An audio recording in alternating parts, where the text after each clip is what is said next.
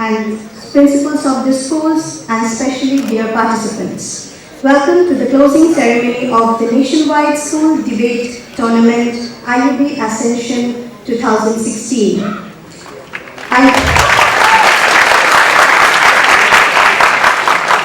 I hope you all have enjoyed witnessing the grand finale, and dear participants, I hope you enjoyed the 3 days being here in IUB. Did you enjoy it? Yes!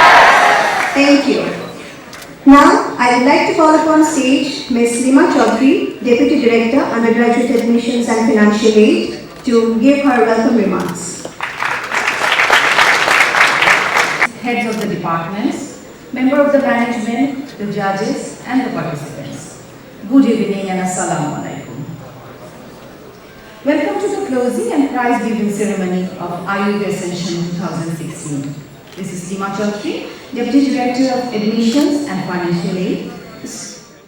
So two things happen when they aren't necessarily in line with the country policies. First, we believe that cultural differences may exist. But right now, we have one unifying banner which brings everyone together. That is the jurisdiction. Each and every individual relate to this because, ladies and gentlemen, this is one thing that is equal for everyone at this point in time. What happens when you entirely make a segregated idea and a world for these sort of people? One, majority doesn't necessarily start accepting the laws that you impose on them or the punishments, because you necessarily drag them into an entirely different code made for the tribal people, which necessarily isn't accepted by the majority or of the country at that point in time. So two harms that happens. First, you reduce interactions with these people, because they do not necessarily believe with the law and order system that you subscribe to begin with. But furthermore, you make sure they are further pushed away and there is no particular association with these people to begin with. Yes, Rupiya. Sir, you do understand that we're talking about two consenting parties of indigenous people specifically in this motion only. This motion does not involve the majority criminal group. Now, we don't think that's how it works. Even if you do that, even if your best case scenario, let's say it's between two indigenous people, and in a place like CHT, Chittagong Hill Tracts, where necessarily you do not want majority to get involved. That means in the parliament, you won't have public support for your policies. That means when you need fundings for good lawyers, when you need fundings for good public defenders, your court is never funded. Your court never ever develops and entirely is reliant on bad judges, is entirely reliant on bad lawyers. So even if, in your best case, if you want to give justice to the indigenous people, you are never able to do so because you introduce a bad form of justice for these people where they are constantly neglected and they can never have a chance of getting proper justice. So for indigenous people themselves, they can never necessarily have the proper form of justice and rehabilitate because it's unfair on them at the end of the day. But in larger cases where majority is involved as well, we think, ladies and gentlemen, that it's quite unfair that you always want these people to be segregated and don't want majority consent. Finally, the idea of why necessarily integration is so very important in this case. Understand this. Whenever a policy is going to be passed in the parliament or in a society, it's important that there is some form of majority support. We don't think in this world, ladies and gentlemen, majority are absolutely discriminatory. We think, but it's important for them to understand why their tax money is going to a certain region or a certain court if they necessarily do not subscribe to those beliefs as well. So, the point in time, majority does not necessarily cope up or understand this sort of laws. They are necessarily imposed with this sort of jurisdiction. They would never want to cooperate with these indigenous people to begin with. At the end of the day, your views or your court wouldn't have public support or funding and will be constantly segregated. At the end of the day, you as tribal individuals wouldn't necessarily have the promises that you were given. In conclusion, why do we necessarily win this debate? Because from that side of the house, they would want you to believe a further disenfranchisement is something that would lead to far greater solutions. We don't think so. We believe, ladies and gentlemen, that a society where people are willing to integrate and are given enough incentives to, they will. And we always take the tribal people into account because we increase their representation, we make sure our courts improve every single day. We are proud to oppose, we should win.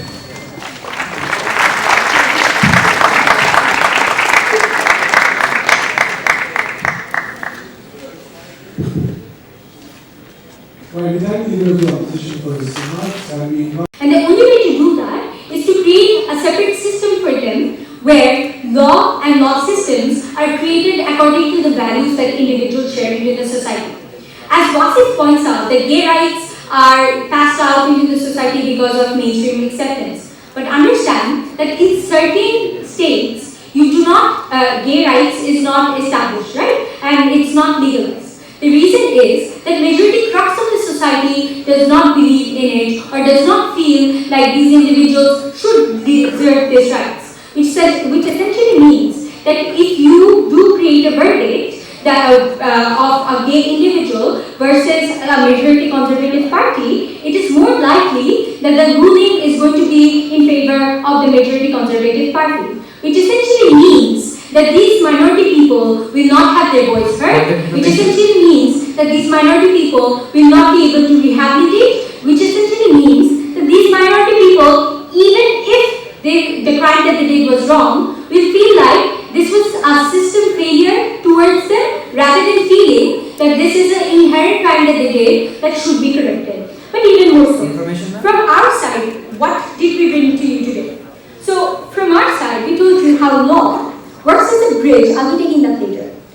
How law works as a bridge for integration. Understand that the only major two flaws that they pointed out from our case is that they do not have funding and also they have bad lawyers, and eventually people will be stuck into a very horrible system where people do not have proper rights, etc. Even if we concede to that characterization, we tell you that at least this is a start for people to modernize, right? At least in a situation where people did not have modern systems of prosecution in nature, they will be okay with subduing women legislation. We think that's exactly the type of things, no thank you, that extremely creates bad laws for these individuals in the longer run. But furthermore, we think that the problem they necessarily identify is not as horrible, which is accepting punishment in the normal courts. We think in normal courts, it's not alien to expect punishment when you do something wrong. We recognize they're not completely familiar with the cultural practices there, but we think law in general has a certain amount of uniformity in every situation. We think that's even possible for them to accept that there. But furthermore, ladies and gentlemen, recognition only occurs through the legal system is sort of a weird thing to say from their side of the house, because we think recognition of minority cultures is something which is already quite done well in society in majority as well. The final rebuttal of their argument is that, you know what, you'll have a modern court in these situations which will eventually improve. Problem there is one, this only applies to those minority individuals, which means you restrict that particular court and those rulings to one area. Secondly, society is still different and still doesn't accept those practices, which means even though you might get short-term justice, you never get into society. Thirdly, ladies and gentlemen, we think that these courts are most likely to be bad courts. This is because there is no support for this in general, which means even if your law is still the bad law that you essentially want to talk about, representation will be worse. Which means, ladies and gentlemen, even in that brand of justice, you don't necessarily get justice. But what's worse is, ladies and gentlemen, that you have, in the best case scenario, a worse life still. Because you don't subscribe to the general acceptance of what law is. Which means people are not likely to go on and try to go on and integrate with you. You don't necessarily want to move out of that little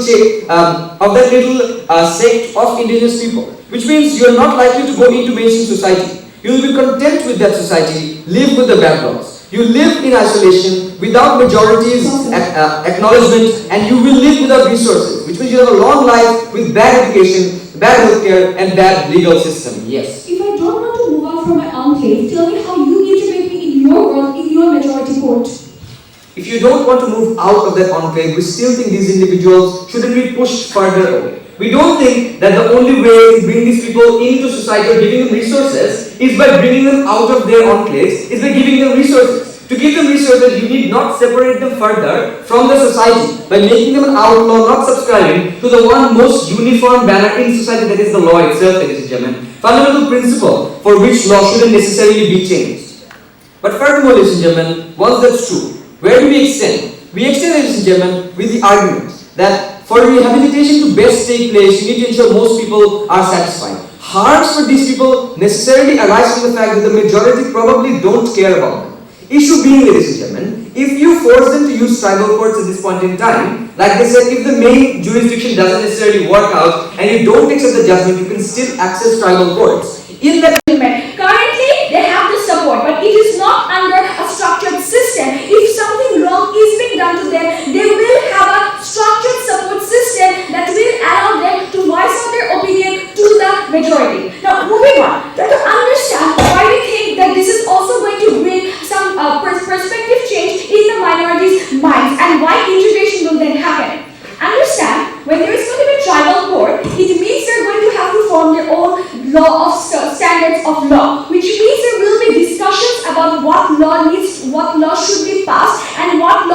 not to be used. This will stir up the discussions about the values or about the standards that they have maintained without questioning so far throughout the history, ladies and gentlemen. The moment we make them structure their own court and have a jury system, have a judge, a victim and a criminal, and the trial goes on, is a very moment the discussions and the questions that didn't appear in the minds of the tribal people starts appearing. Because if something is unfair to them, then they will say it and they will ask the system to not include those laws that are excruciatingly harmful for their society to not be included, ladies and gentlemen. But more importantly, we believe this brings a kind of a perspective change in their minds, because understand, currently they consider the majority to be the absolute enemy who doesn't care about them, who considers their law to be beneath us, ladies and gentlemen. When they have their own court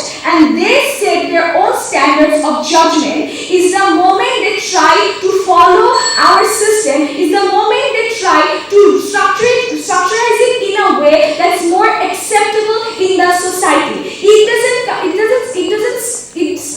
for these indigenous, so this is one of the classes, right? So where rehabilitation takes place better. We believe rehabilitation still occurs for these indigenous communities. Why? Because we have proper representation now, right? Moreover, ladies and gentlemen, what we see is this, that at the end of the day, there is one uniformity between all these communities, right? That you are both seeking justice. However, they completely ignore the rehabilitation of the majority. The rehabilitation, which is perhaps more important at this point in time, because the majority will never realize the type of crime they have committed or why this is a crime to begin with. Within those communities, United States of America have one form of lifestyle, while Saudi Arabia has the other. And this is the reason why in some countries the death penalty is accepted, while in some countries it's not. Why so? Because there are cultural diversified forms of people's judgment and people's recognition and acceptance to the form of judgment you have to begin with. And given this kind of diversity that we already have in the global community, we believe we should also have within the local basis of the social roots, such as Chittagong Hill Tract, to begin with in the first place, ladies and gentlemen. No, but moreover, we believe when we go down into the roots of society, when our constitution was formed in the first place, ladies and gentlemen, let's go back to when the Bangladeshi constitution was formed. The point of time when it was formed, you did not have proper representations from these indigenous communities to begin with. What does that mean? That means at the point of time you created the constitution of your country, you only had the majority's idea integrated within it. You had the majority's problems integrated within it, which led to a constitution which only is judged by the majority's ideas or only subjects the majority's problem. Competition, the judges and the adjudicators. Welcome to IUB and good evening. This is really a pleasure and a privilege for me to be here today, to which I hope is going to be the first of many such competitions. Ascension 2016 is an expression of IUB's commitment to debating as an essential part of the intellectual experience of students in high school and university. In many ways, I think today's competition, and I have to tell you that I was privileged only to see the final, and I was incredibly impressed. As in any good debate, I have to tell you that it would be, I do not envy the judges. I think both teams won, both teams made very, very cogent arguments. They were analytical, they were fact-based, they were also passionate, and those two things don't always go together, but I think this is a good example of teams which were passionate but were relying on the facts to make their points. At IUB, one of the basic tenets of our educational philosophy is a liberal arts education. And the whole point of a liberal arts education is that it teaches students to be not just specifically competent in their fields and in their disciplines, that goes without saying, but also to be broadly engaged in society, to be able to be tolerant of other cultures, of other ways of thinking. So we have anthropologists who understand how engineers think, and we have engineers who understand how poets think. And that is really the essence of a liberal arts education. But at the core of this, and I think debating really exemplifies this core tenet of a liberal arts education, which is what IUB adheres to, and it's probably the only university in Bangladesh that adheres to it to such a great extent.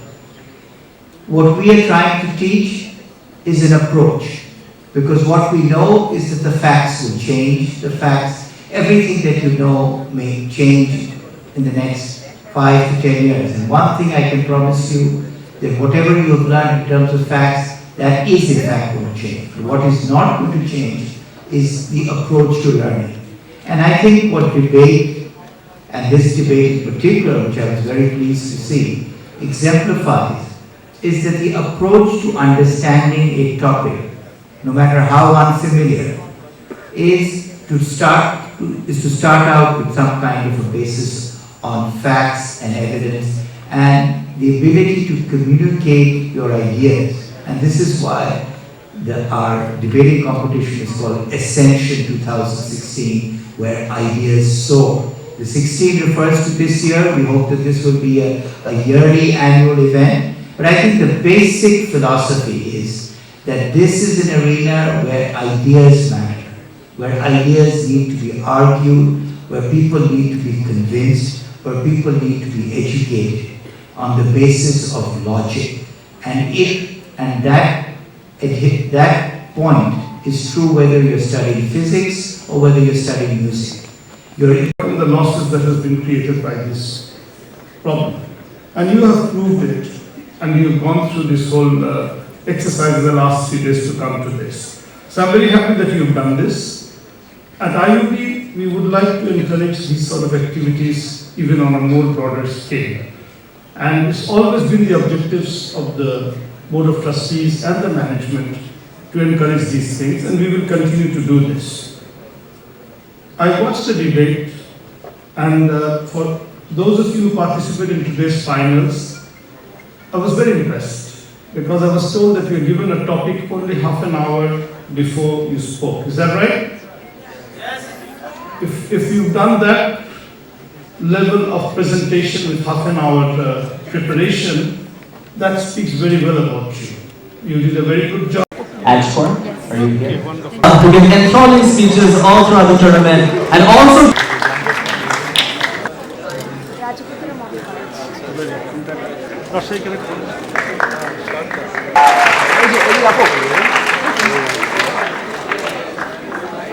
every reckless dream.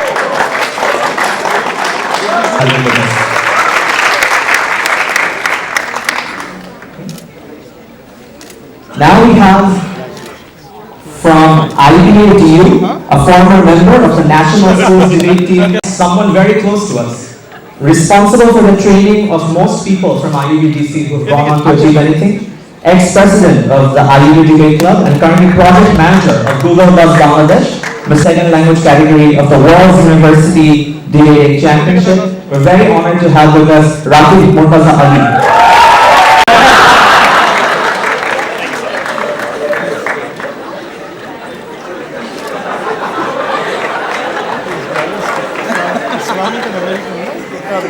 Next, we have two individuals. We will be calling up on stage the top 5 adjudicators of the tournament who are also eligible and Shafkat, Shaimul, Tahrima, Wali and Zubair.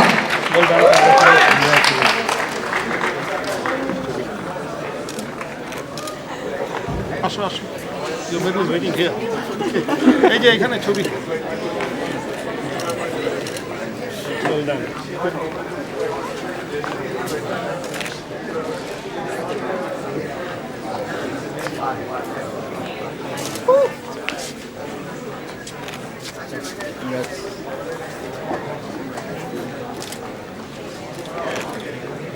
Congratulations. Next one. Face that. Yes, sir.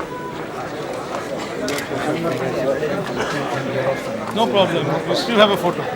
Okay, give him a photo. Like a good photo. He's on me.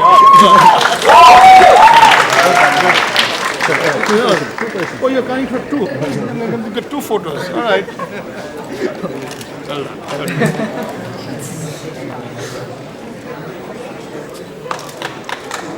debate while also leading the decorations that you see.